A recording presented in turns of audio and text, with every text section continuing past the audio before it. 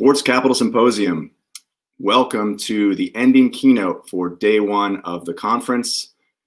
As a longtime DC resident, it is really my honor to be able to introduce our speaker, the mayor of Washington, DC, Muriel Bowser, in conversation with Monica Dixon, president of external affairs at Monumental Sports and Entertainment.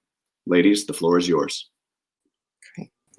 Thank you, Dan. Thank you so much. And Dan, thank you and Zach for a great day of panels and discussions. It's just been incredibly interesting and exciting. I'm excited for you all to get to know our mayor, Muriel Bowser. The mayor likes to say that DC is a city that has something for everyone. And when it comes to sports, that is certainly true. The mayor came to office in 2015, and since then, the district has won a Stanley Cup, a WNBA championship, a World Series, and just a few weeks ago, an NBA 2K championship. We talk in sports about winning coaches all the time, but certainly from a DC sports perspective, I think that record might make the mayor the most winningest mayor. I love it. I'm going to start there.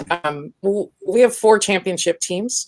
What has it meant for this city and for you as one of the leaders of our community to have these championship teams here? Well, it's incredibly exciting, Monica. You can hear me okay? Yeah, well, great. We certainly, we're a sports town, and it's important for us because sometimes people think of DC just as politics or government, and they think we're so serious and we don't like to have fun. And when people come to visit, they're like, wow, this is a fun city. And we have the venues, the spirit, the arts and entertainment and the hospitality to support a great experience in sport. And we know that sport is incredibly unifying. Sometimes it crosses language barriers, religious and political barriers, and people can engage in sport for a lifetime of fun and fitness and competitiveness. And for a town, it gives the town also a personality and experience that people from all backgrounds and beliefs can get behind their team. And so we couldn't be prouder of our teams for going out there and fighting for us and putting DC on the map for something other than politics. Well, our players have been very active, as you know, lately. You've had a national voice in the movement for social justice across America, creating the Black Lives Matter Plaza just across from the White House. Professional athletes have become leaders in this effort as well. How do you think these athletes can be most effective in their efforts to engage in public policy? Well, I think we should all be heartened because what they have is a tremendous platform, and they have a following that's oftentimes different than political figures, and their followings cross boundaries. And athletes have not just now in the movement for Black lives, but throughout history, used their platforms in various ways to call attention to social justice issues. And sometimes they can engage conversation and understanding and spark debate among people of many different backgrounds that don't tune in to CNN every night and don't follow all of the polls.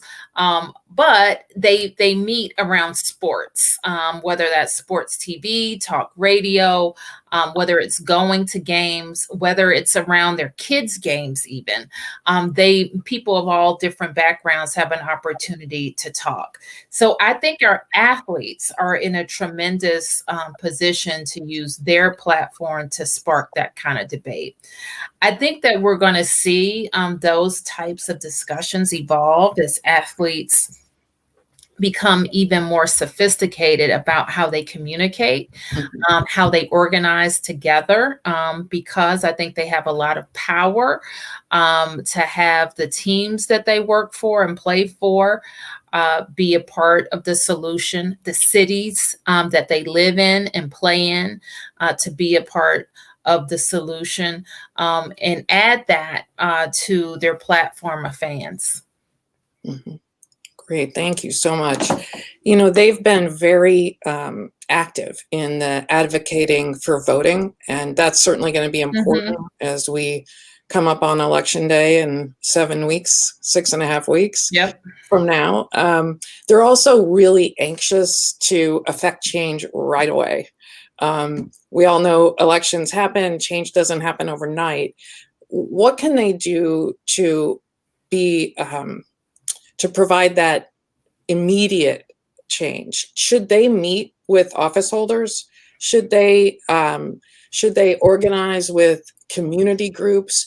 Do you think if they came and sat down with a council or a member of Congress, that it would have a big impact on those policymakers? I think it certainly can. And for different athletes or different teams, they might try a different strategy.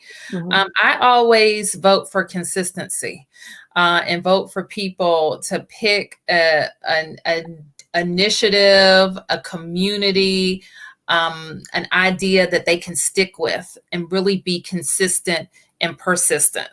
Because what your question acknowledges is that a flash in the pan won't do the trick.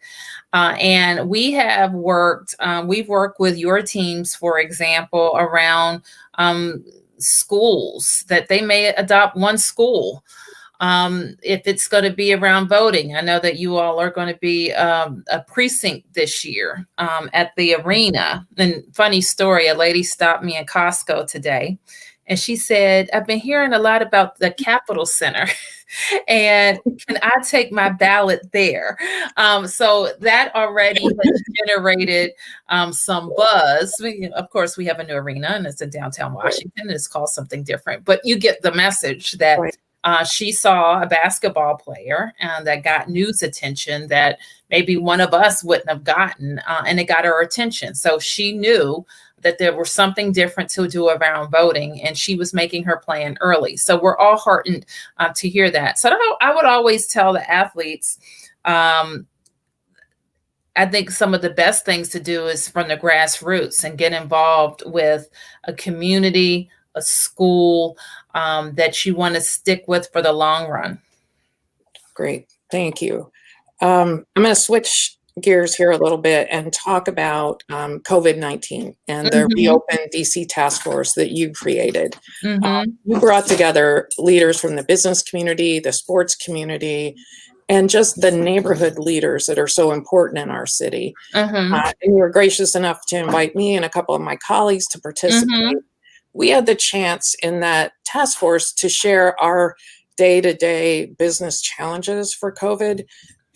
What did you learn? How did the city benefit from having the insights of that broad array of people in the community? Well, it's interesting that you asked. I was on a call today and I had the occasion to pull out my Reopen guide. And we were lucky enough, and I gave you all a Herculean task of reviewing a lot of data, looking at the impacts on your industry, looking and working with public health officials, and coming up with some recommendations for us to use. And we're still following those recommendations, and they've proved to work for us to help us manage the spread of this virus in our city, and start to safely turn on activities. And while none of us likes to see the devastation of our economy, and people who have done absolutely nothing wrong have lost their livelihoods, their businesses are suffering, and this virus to blame. And so we're doing our best to manage it. I'm proud of the work of my team and my public health officials, my economic development officials, but I'm anxious just like everybody to get back to normal. So that is what that advisory committee, people who come from all kinds of walks of life. And I understand that you all were in meetings like 4 to 6 hours a day for 3 weeks straight to come up with these these recommendations and they're being used. But more than that period of time that gave us the phased reopening, we're also going to call on business and civic leaders to help us with our recovery effort. So we may impanel another committee, or some folks will continue to serve, to really look at how do we bring back office workers to the downtown? How do we bring back visitors to the downtown? You know, hospitality is one of our largest employers, from people coming to visit our monuments and memorials, Smithsonian's, our regional visitors that are coming for sport and entertainment. We want all of those visitors back. They're a vital part of our economy, and they help us employ a lot of people. So how we do all of those things in a recovery is going to be very important. Thank you. It's super important, and our neighborhood is just not enjoying the vitality it used to have. Yes. When we had fans in the building, and when our neighbors could operate their restaurants and bars.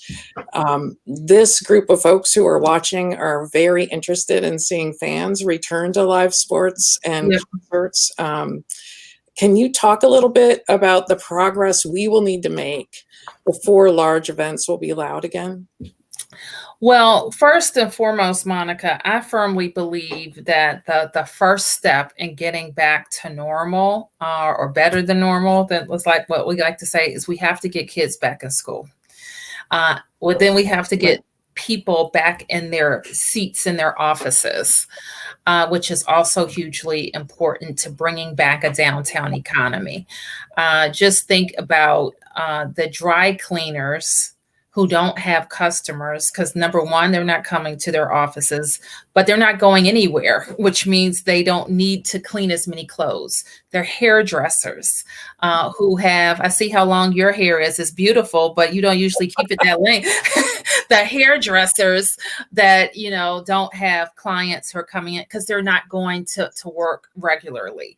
So we have to also, when I think about our economy and its diversity, having office workers back in our downtown is hugely important. So you asked, why do I mention that in the context of the large venue restrictions that we have?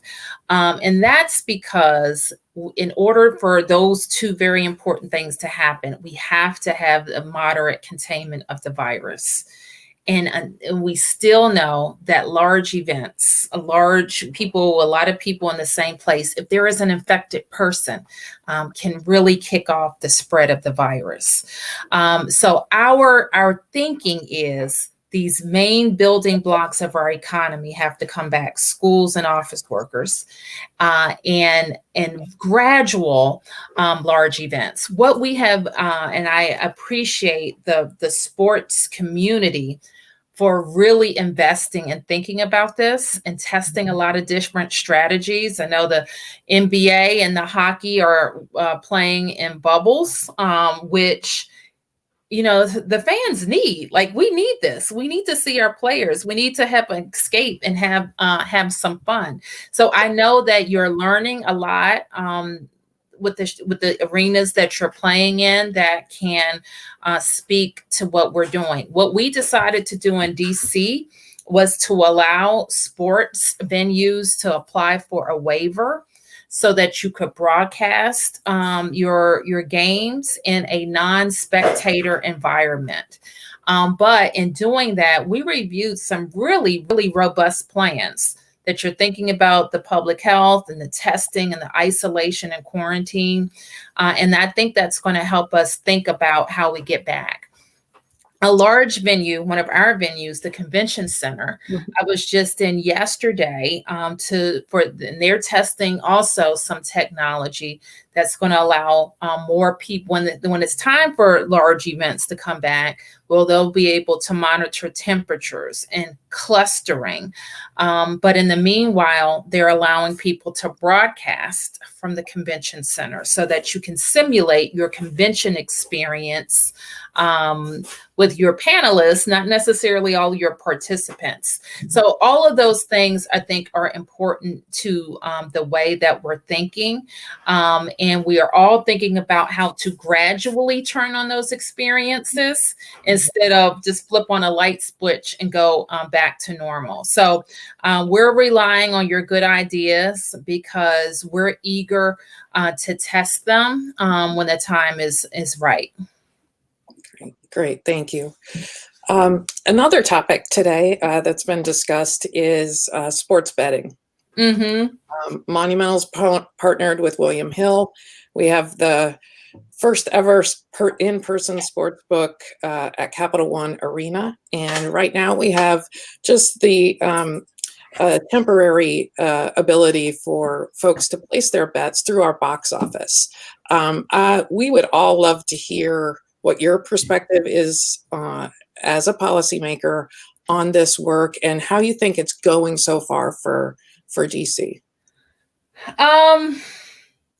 Well, I haven't, and I just read some very cursory returns about how it's going. So let me just say it may be too early for me to make a comment on it. All right. All right. William, Ward 8 is incredibly important to you and to us. We were honored that the Mystics had their first ever championship in the entertainment and sports arena in Ward 8.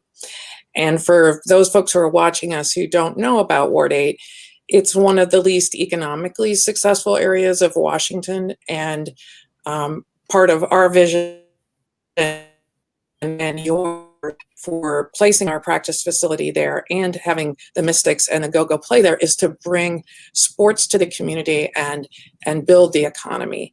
How do you think that's going so far?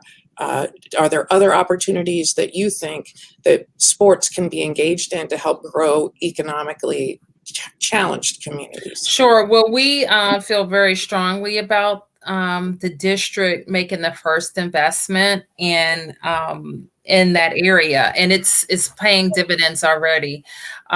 So we built the sports arena, the entertainment and sports arena, but also housing is coming up now and delivering almost as we speak. So people will be living there. There will be restaurants and other things for people to do there. And it's located right on the metro. So that area, that St. Elizabeth's campus and its surrounding neighborhoods have too long been underinvested in. And we know if they had the type of investment that's happened like right around the Capital One Arena, then they may be similarly situated. And so that was our argument in going there. Let the city go in, build up around the metro stations like we've done all around the Red Line and other parts of the city, and help kickstart that development and great home ownership opportunities and entertainment opportunities.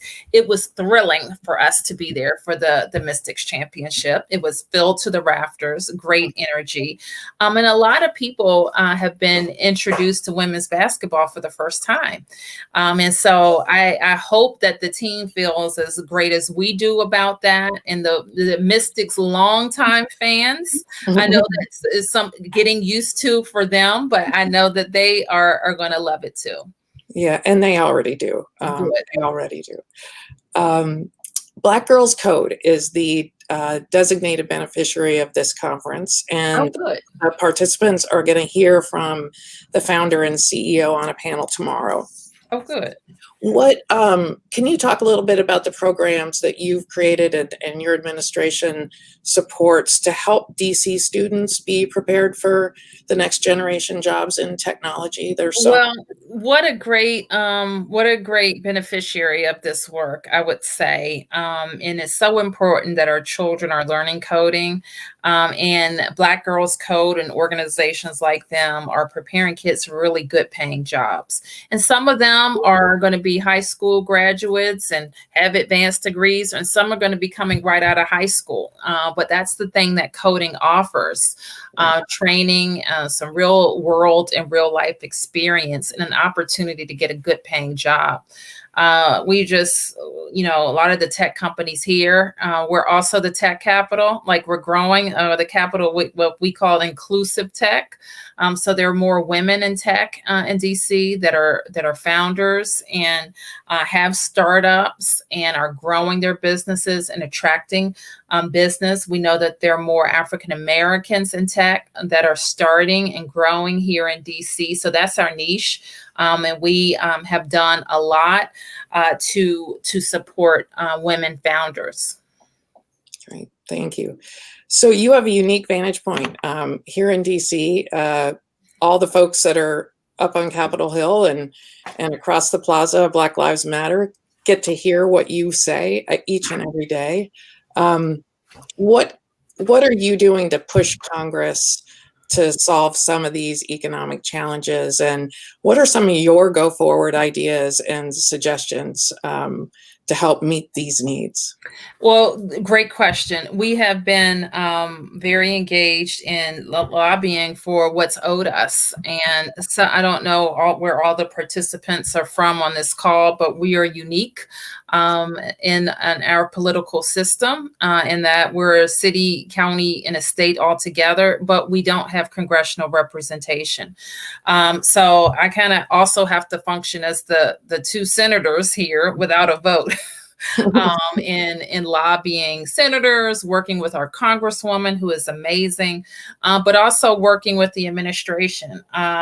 So while I have a lot of differences with them and they have a lot of differences with me, the bottom line is the mayor of DC has to work with the federal government because we have so many joint interests.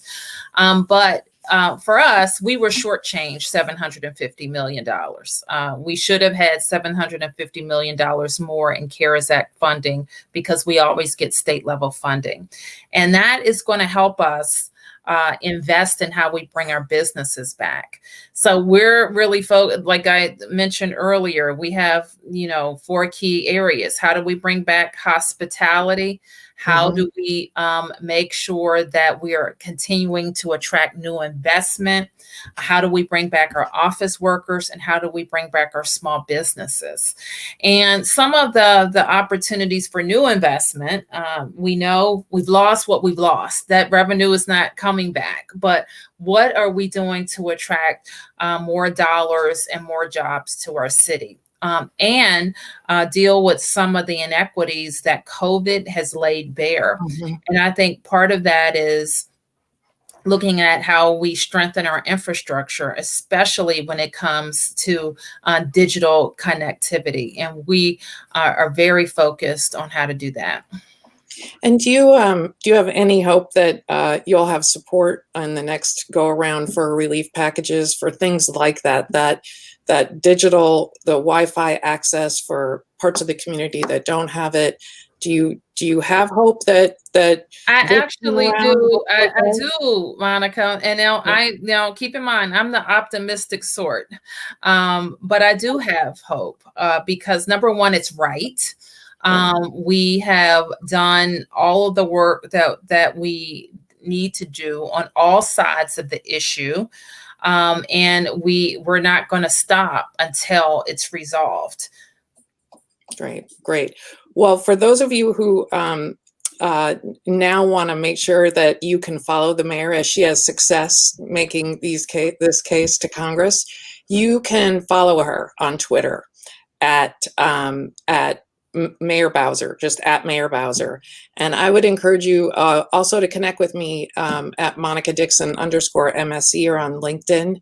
And Mayor, thank you so much for participating today and for your leadership. We greatly appreciate it. All right. Have a great one. Bye-bye. All right. And for the rest of you watching, I hope you have an exciting day tomorrow. It's a great lineup. And I'll hand this back to Dan. Thank you so much. A round of applause for Monica and Mayor Bowser. We really appreciate your time. Thanks so much. And thank you to the audience, and a round of applause for all of our speakers.